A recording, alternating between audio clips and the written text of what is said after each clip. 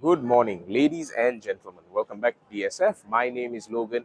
Today, we are at the Royale Chulan The Curve, the day before Retro Havoc 2024. You guys can see the havoc these cars might wreak on the road right behind me, starting with right here. This car came in all the way from Singapore, the FC Mazda RX-7, sporting its brand new circuit concourse livery. You can see that there's a front splitter up ahead. You can see that the car's been widened, giving it a wider stance, the wide body kit.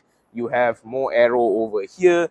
And my personal favorite thing about this car, this massive rear wing with the Mazda painted on it. So this livery is really cool, and it's the new one. Again, this came from Singapore. It used to rock a slightly different livery, but this seems a lot more subdued, a lot more quiet. It's not so in your face like some of the other cars you might see here. Speaking of in your face, the Crimson Beast, as I will call it, don't quote me on that, that's not its name, by the way.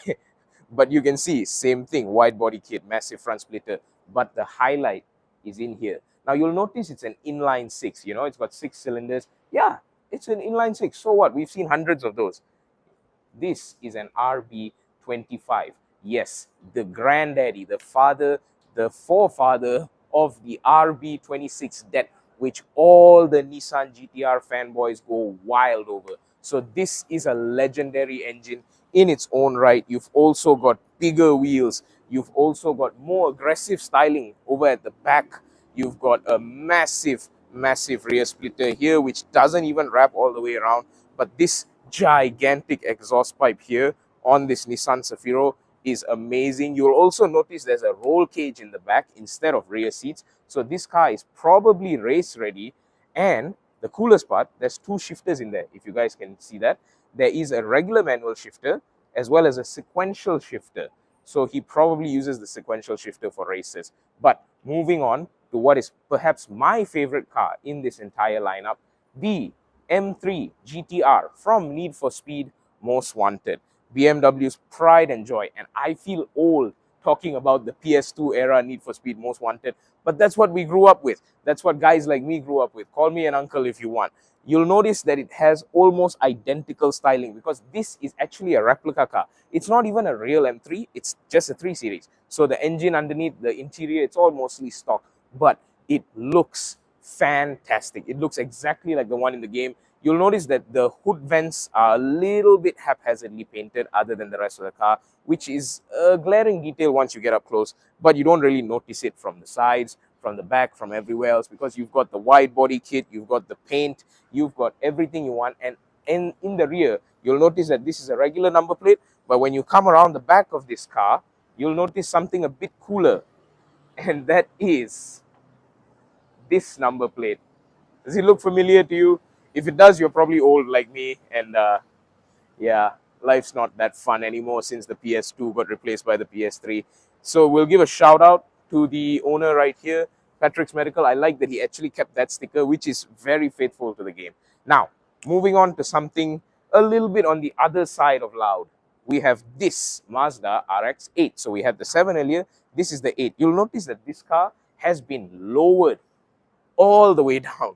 So the front splitter right here is actually touching the floor. These massive vents will feed air into the engine bay. You've got a wide body kit. Look at this. It's been bolted on.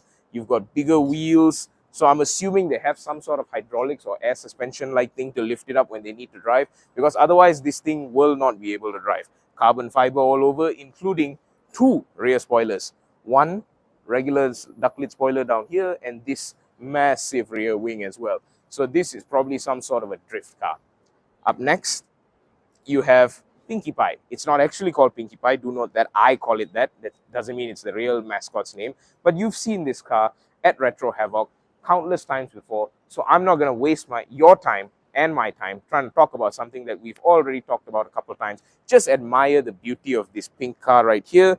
And then follow me to this little Toyota, which has been engine swapped with a Lexus LS400 V8. That's right, it has a V8 under there in this relatively small and light body, plus police lights. I don't know what that's about, but it is an interesting addition. The rest of the car is mostly stock, and you can see inside it's still got the original manual gearbox as well, and a bunch of stuff back here which the owner is definitely going to use to set up his car in some weirder ways as well. And other than that, you've got your Godzilla sticker here, which I love because, you know, who doesn't love Godzilla? And a red rear spoiler. Very interesting. So, to cap off our list for Retro Havoc 2024, we saved what I believe is the best engine for last, because this car, and as well as this one, these two came from Thailand, right? And this car, you'll see inside, mostly stock. Everything looks normal. Everything looks great. It looks like it's in brand new condition, tip top. You'll see that everything looks normal except inside is a Toyota Century V12.